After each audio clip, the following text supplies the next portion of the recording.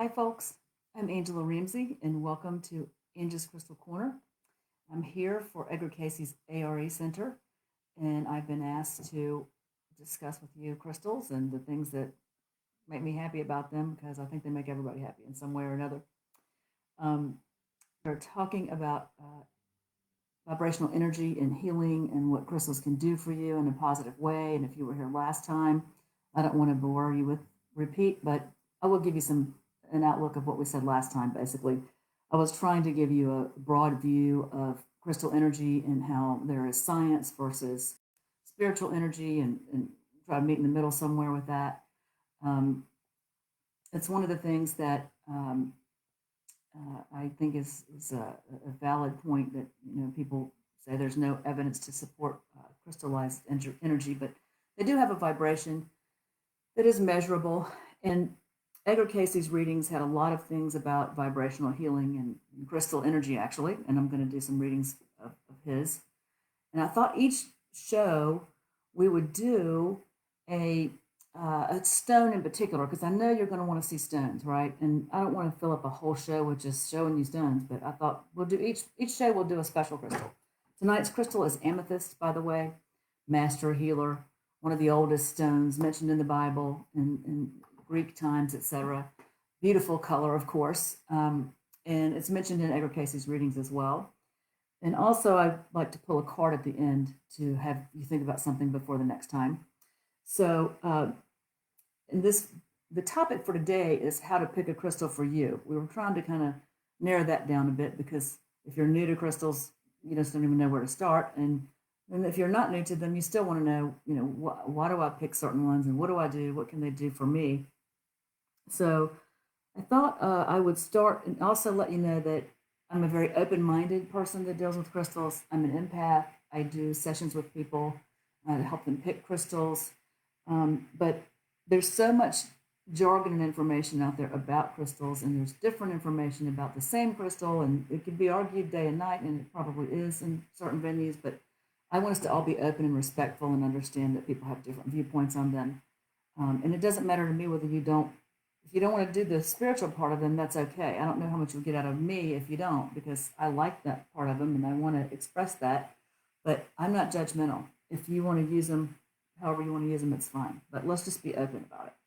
So let me read. I'm going to do a couple of Edgar Cayce's readings on amethysts because I found that, and that's what I'm going to show you in the stones. Um, and you're going to love it. I promise you. And you can see plenty of amethyst behind me, but I have others to show you. Uh, he says, amethyst stones should ever be apportioned about the body, either amulets or adornments about the body. These, in their very vibration, will make for an influence that has to do with the entity in its innate and manifested expressions and the associations. And then, in the choice of stones, do wear amethyst as a pendant about the neck as part of the jewelry. This will also work with colors to control temperament. This is the book that I'm using. This is a compilation of Edgar Cayce's readings. So if you're interested in what he has to say about crystals and gem energy, it's a nice book to have. And he had quite a few readings talking about that. Okay, so the crystal of the evening is amethyst. And I'll start with my favorite one, which is this ginormous polished point. It's actually part natural, part polished. I like big stones. I can't help that. And I've always liked shiny things. It finally turned into um, crystals and minerals for me. And that's another thing I wanted to mention because I had the question this weekend from a friend about what is a crystal, right? Because is a crystal a stone or what is it? Okay, so it's really kind of, I would call it a nickname for a polished mineral, is what I would say. You have lead crystal drinking and plates and formed eating utensils, etc. That's a glass crystal. That's lead. But when you're talking about minerals and crystals, you're generally talking about a polished mineral. So it's a natural stone. And if you say crystal, it usually encompasses all of these natural stones that people use for healings. But in my mind, generally, it kind of refers to the polished form. Nevertheless, when we talk about crystals, it's a nickname for a mineral. And I guess you could put other things in that as well. There are some stones that are glass not really a mineral, like obsidian is a volcanic glass. It still has properties, and glass has properties. If you like a piece of glass, that's fine. But just kind of wanted to help you understand what we mean when we say crystal, as opposed to crystal plates and things like that. I want to look at my feed here. I'm getting new on Facebook Live. This is my second one. I've seen a lot of Facebook Lives, but I haven't done one. So forgive me for my mistakes. But I'm glad you can see me. I got that straight. So amethyst is a stone of psychic enlightenment. It helps you with your vibration to match a higher vibration for psychic development. It's also an addiction stone. It's known to help with addiction. And I will read to you from different books, and I'll show you what they are when I'm reading from them, and some of the suggestions they have in the use of stones. I would agree with some. I might have not done that before, and I'll explain that too. This, by the way, is a Super 7. I don't know if you can see it, but it's got a cloud in it, and you can see the amethyst part of it. I see me flipping around this. Okay, there we go. I don't know if you can see, but it's like a cloud. It's the cutest thing. I got it in California when I really first started with crystals. But the Super 7 is a 7 mineral stone combined together, and amethyst is one of them. It has smoky quartz, clear quartz, and of course 7 all together, and I couldn't tell you what they are right this minute. But amethyst is one of the favorite stones of centuries, been around forever. Okay, this is another point that I have. This I wanted to show you because I like it, but I think it's really old. When I find older crystals, I find that they tend to kind of have a darker tone, even clear quartz. And this is purple, but it's kind of a darker tone of purple, and it's a smoky color, but I love it. I think it's pretty old. Let me give you some more information on amethyst itself, because I've read a couple of things I wanted you to know about. This is the book I'm reading from, this right here. There are thousands of crystal books out there. Sometimes I don't like what I see in those books. Sometimes I do. That's why I say my favorite thing to tell you, take what you like and leave the rest. This is a fun thing for me. I don't want it to be that serious, and I don't want people to get in arguments and upset over it. You know, if a stone works for you doing a certain thing and it doesn't work for me doing that certain thing, I don't care. Enjoy it, because that's what they're for to me. And they all have a certain vibration, right? Healing things, and I mentioned this before, like essential oils, they all have a certain healing element because they're of the earth. Stones are grown. And I forgot to read the first thing I wanted to read. Okay. I wanted to read you a quote about stones because it kind of encompasses what I was trying to say last time in terms of they grow. So some would say that's alive, even though they don't have blood vessels and veins. But this is a quote. In a crystal, we have clear evidence of the existence of a formative life principle. And though we cannot understand the life of a crystal, it is nonetheless a living being. Nikola Tesla said that. So, I think he was pretty smart, and I think he had a very open, broad mind. So, but it begs the question, they grow in the ground, right? And so there's something propelling them. Of course, it's atoms combined with atoms, but nevertheless, I have a special feeling for them because, I don't think they're just an inanimate object. They were moving at one time to make themselves so beautiful.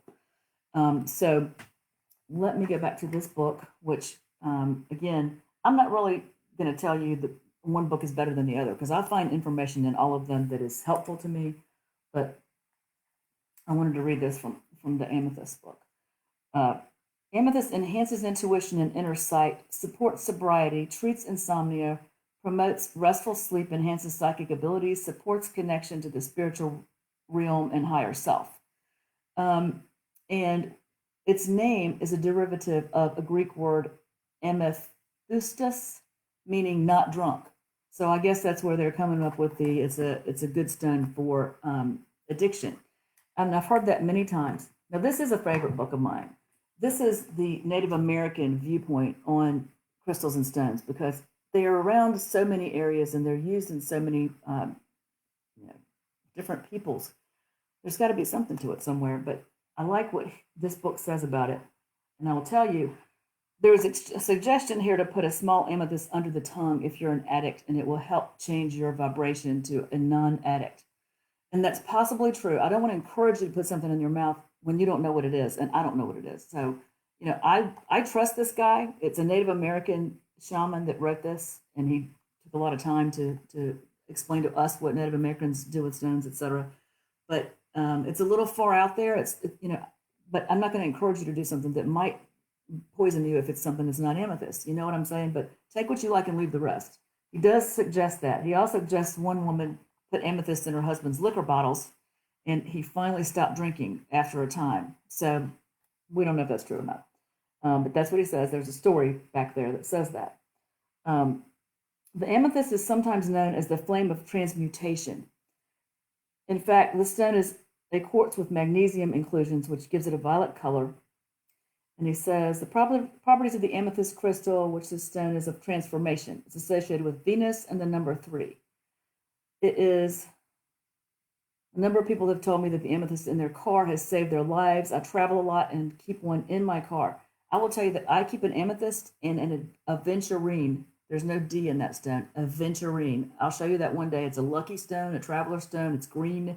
I keep both of those in my car. And I have not had an accident. I didn't have many accidents before that either, so I can't say that's proof of anything, but I like having it in my car. So he says the same thing about this. He keeps it in there for traveling. So on with a few other specimens. This is my favorite because it has such a great jelly window right there. It's really hard to find the really clear piece there.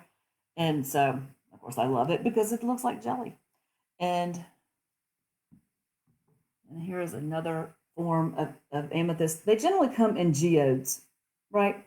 So, when you see a larger piece, it's a bigger geode than this that it came out of. And of course, they polish some, but this is a small little geode. Amethyst makes me happy. I love the color. And I do private sessions. And if the email is over in the introduction area, you can email me for private sessions. I'm in Tidewater. And also, if you see any crystals you're interested in, you can email me. This is shaped like an egg. It's a display piece. I don't much like display pieces because I don't want to see them on something like this, and this one will fall down if I don't have it on there. So it's polished and it's based in agate. You can see the agate on the back of it. And it's a piece of a larger geode than the one I just showed you. And then let's see. Got a few smaller ones. I don't know if I showed you this double point. It's a little bit lighter. It's partially natural, partially polished. The whole stone wouldn't be polished like that in the system that it's in, but I like it because it's together with another piece that's broken off, but it would be a twin. I'm sorry, I'm managing this camera thing. I'll get better at it over time. A couple other pieces. This is an amethyst point. It's like a double point there with other little points on it. And one smaller polished piece. See how people polish them and display them, etc. The other thing I was going to tell you is that amethyst heated to a certain degree turns orange, and some people call that citrine. I'm going to show you some pieces of this so you can see the different color here. It's orange, and sometimes it's naturally heated. Oftentimes it's heated for enhancement. This is a bigger point that's amethyst. What I want you to see is that it's on the same matrix as amethyst. Amethyst is found either in agate, but it generally has a wider base as this matrix, this underneath portion. Because I don't know when this came up, but people started calling this citrine. And it's really heated amethyst.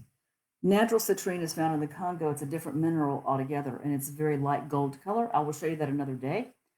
This is still a wonderful stone. It's got wonderful properties, but I tend to think of it as heated amethyst as opposed to citrine, which is another mineral altogether. But call it whatever you want to. If you like it, you like it. I don't really like heated or enhanced stones myself. Other people love them. I like them in their natural form, kind of. So if they've been heated, to me, I just don't know. I just don't know. So, okay, that's the crystal of the day. Now we have the point of the day, which we were going to start talking about. How do you figure out what you're drawn to, and how do you use crystals, and how do you go to one, a certain stone? So I was going to make the point that I had people, when people come over here for a consultation or a session, I let them look at the stones and try to naturally let them figure out what they're drawn to. Of course, when I first started, I'm always drawn to the prettiest, shiniest thing I can find, or the color that I like, and that's okay. All this is okay. It's totally okay. But I have found over time that if you kind of calm down the nature of looking at the prettiest to kind of what you're really energetically drawn to, sometimes it works. Sometimes it means you find a stone that helps you. And I have an example because I've had 3 different people here have picked the same stone out, and I wasn't attracted to this stone very much. And I mean, I have plenty of it. I have a lot of stones, so, but it's not my favorite.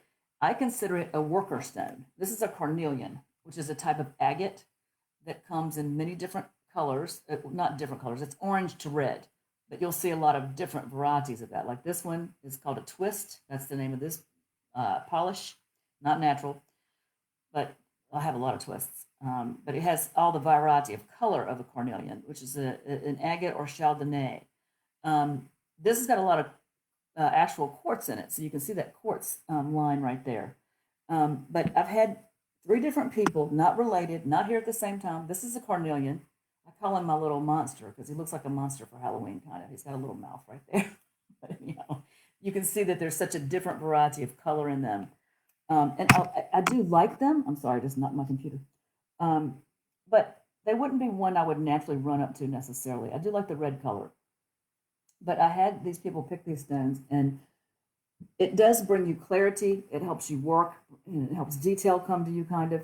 And I thought, I am very OCD, so I don't need a working stone. So I'm not real, I don't pick those up.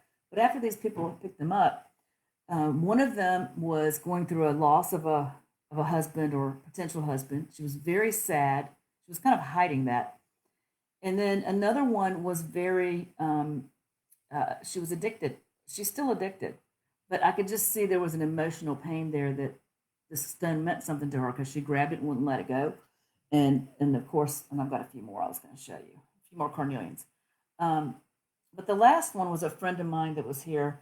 Not really, he wasn't really into stones. You don't have to be in stones to be my friend because I don't want to push something on people that they're not interested in, right? If they're interested in it, it's great. But I was chatting with him about his life, and he had just come out of addiction. He was coming out of a marriage, and he was fairly calm. But I was handing him a few stones just to see what he thought about them. This is another carnelian. It's an egg shaped, and I put a rose quartz in his hand, which is a loving stone. Rose quartz is like the mother love stone, and I figured he needed some love. So, but he was fidgety. I noticed he was fidgety. He seemed kind of there was an underlying anxious, and he was fidgety. So I handed him a carnelian. It was a smaller egg, and he was going around and around with his hand with that. And I'm telling you, I saw an amazing transformation. I saw that he got calm and happy. He actually had a smile on his face. And he said, "What is this stone doing?" And I said, "Well, I don't know, but I see a complete transformation in your energy. Your whole energy just changed." So after all of that, I started reading up on carnelian. And it's a very good stone for strength, courage, um, encouragement, self-esteem. There were underlying things about this stone that I didn't realize. But I just thought it was a working stone, and it's good, and it can sit with my other stones, but it's not one I pick up all the time. So I guess my point to you is trust your intuition and see what you're drawn to. Now, another thing I want to bring up is because I see this a lot of times on Facebook, and people ask me, okay, if I have this, what do I use? If I have this, what do I use? It's like you're looking for a formula for healing. Well, and I've said this before, if you have a serious illness, please don't try to use a stone for it because these stones are assisting you. They're not really going to wipe out a disease or something like that. If they do, it's great, miraculous. But I want you to not miss out on the medication you might need. So I was going to explain it as I say the problem plus the vibration to heal equals healing. And I'll give you an example. I have migraines. I've suddenly started having bad migraines. And I've heard about how bad they are, and I've never even really noticed. And I'm sorry, my computer's making its own noise over here. I've seen other people having a big problem with migraines, but I didn't really know how bad they were, and they can really be debilitating.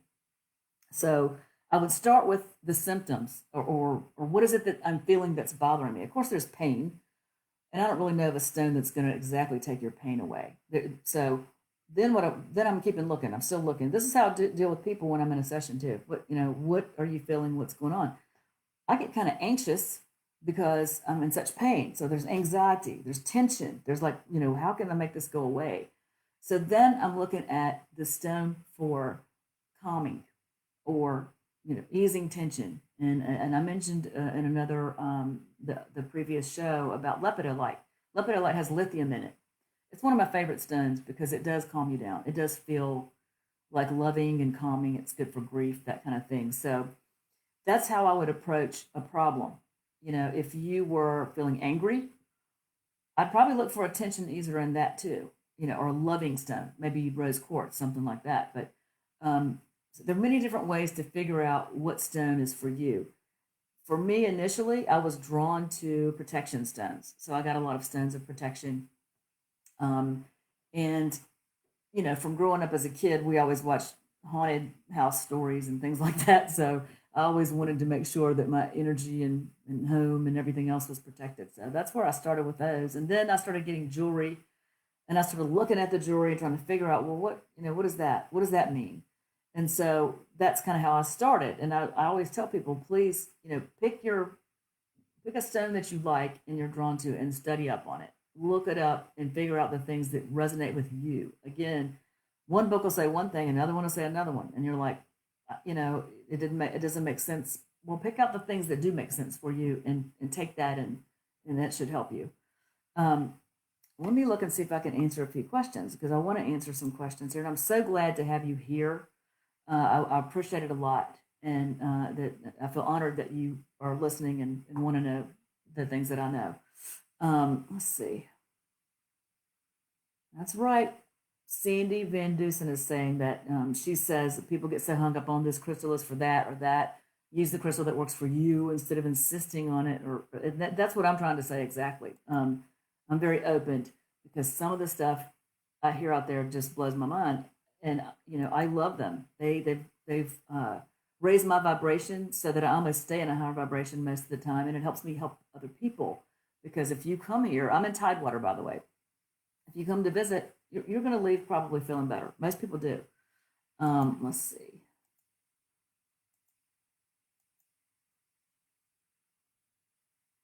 Mm-hmm.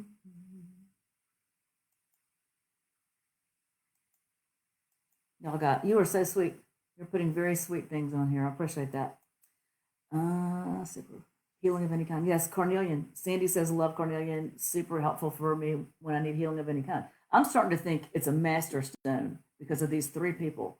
Two of them picked a carnelian out of all the things I have, and then the one reacted to one I put in his hand. Um, okay, Sandy. Should repeat the statement that I came up with, and that is the problem plus the vibration to heal equals healing. And again, that to me is like if my headache, I'm associating migraines with tension. Tension plus the vibration to heal equals healing. So what brings down tension to the vibration to heal it? That would be a calming stone like lepidolite, maybe even rose quartz. Um, Kathy T, how often should I cleanse my crystals and how? I'm going to go over how to cleanse and charge crystals in another show because it's almost a whole show. But I would say that crystals can pick up energy, especially if you have negative people around or you have a lot of different people touching them. You want to, I sage a lot. I use white sage and smoke around the house. Make sure you open a window when you do that. Negative energy attaches to smoke and you want it to leave the house. You don't want it to stay in the house. So I'm just reminded of this cartoon I see where there's skeletons chasing somebody around in the house because you didn't open the window to let the dark energy out. So I do a lot of smudging, and its intention is everything. If your intent is to cleanse them and you're making some effort at it, I believe that works. So as far as cleaning, really cleaning, be careful. A lot of crystals don't do well with water. I've lost a few like that, and you want to uh, use a damp cloth or something like that. Water is fine, just don't soak them. I would use a damp cloth to wipe them down if I want to really clean them. Okay, Kumar, what if a stone doesn't work with you? Can you donate it? Sure, you can do that. For me, yes. Let me keep reading here. If it doesn't work for you, for me, I of course keep them, and then somebody will need it one day, and I give it to them. You said, can you donate them? Well, of course you can donate them. I care about them, so I don't really want to put them in a.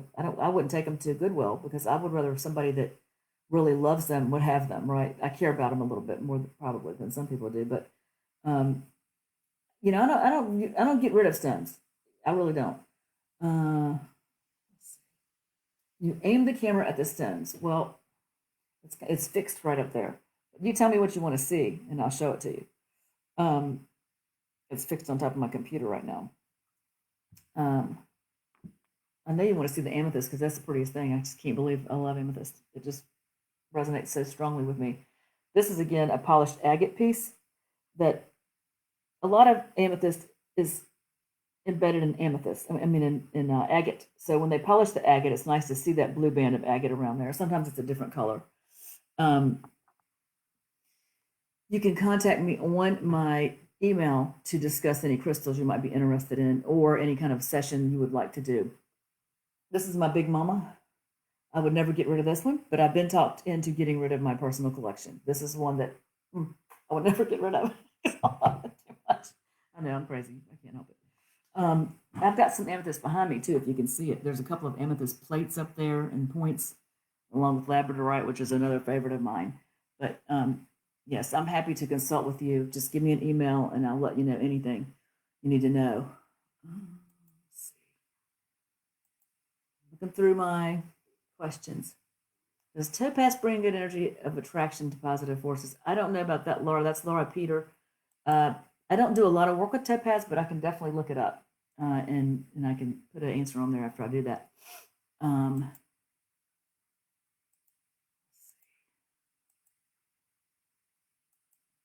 Let's see. Rose quartz. What is this one? That's from Louise. Rose quartz is a pink stone. It's a love stone, and it's probably another one of the basic stones that you should have if you don't have any. That probably would be maybe the first one I would get because it brings love and gives love. It lets love circulate. I have it all over the house. I have it all outside. It's one of those things. Although I don't like stones in the sun because I think that it harms them. Rose quartz is found and so prolific. It is out in the sun. It's out of the dirt when it's found. So I keep it around the house. I wouldn't suggest laying it in direct sunlight, but it does make me feel like my house is loved and offering love. And it's the basic love stone. Let's see. Put an amethyst in your fridge. That is Melanie. I don't know that I would put it in the refrigerator.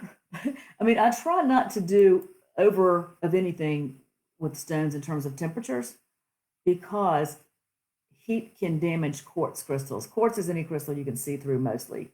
Amethyst is a quartz. Rose quartz is a quartz. It's a little more cloudy, but heat will fade an amethyst. Now, I put a small amethyst in my car to travel with. I know heat will fade it, but I know it's a traveler stone, so I do it.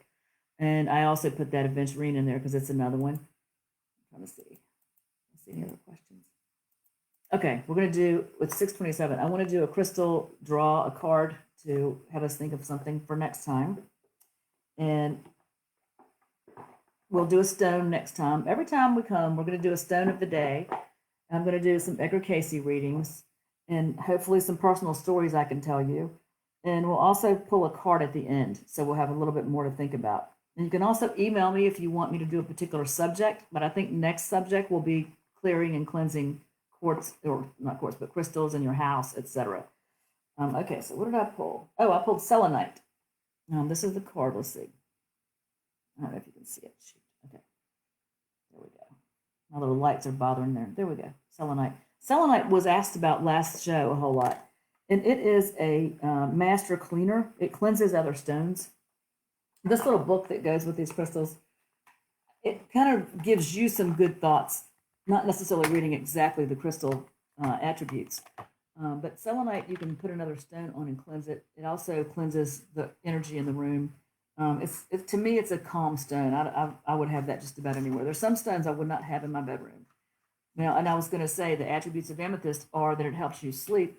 It might, but it's too active for me. I don't want to put it there. So, But you can do that. You can do whatever you want to do. That's what this life is about, is being happy and not judging, right? Okay, selenite. It's time for a refresh. When you feel your battery is running low or your light is starting to dim, all it takes is a quiet moment to hit the refresh button and turn your inner light up to its brightest potential. Use this reset as an opportunity to cleanse yourself from anything that's dimming your energy. This might mean spending a few minutes outside, feel the sun on your face, or sitting in silence and meditating for a few cycles of breath. Do what's needed to regenerate your spirit, fill your soul, feed your soul, and recharge your inner light. And that's selenite. And with that, I will say good night. I will try to answer your questions later on, and feel free to email me with any questions. And I really appreciate you being here, and I look forward to seeing you next time, which will be the last Tuesday of the month. We're doing this once a month now, last Tuesday of the month. Thank you so much.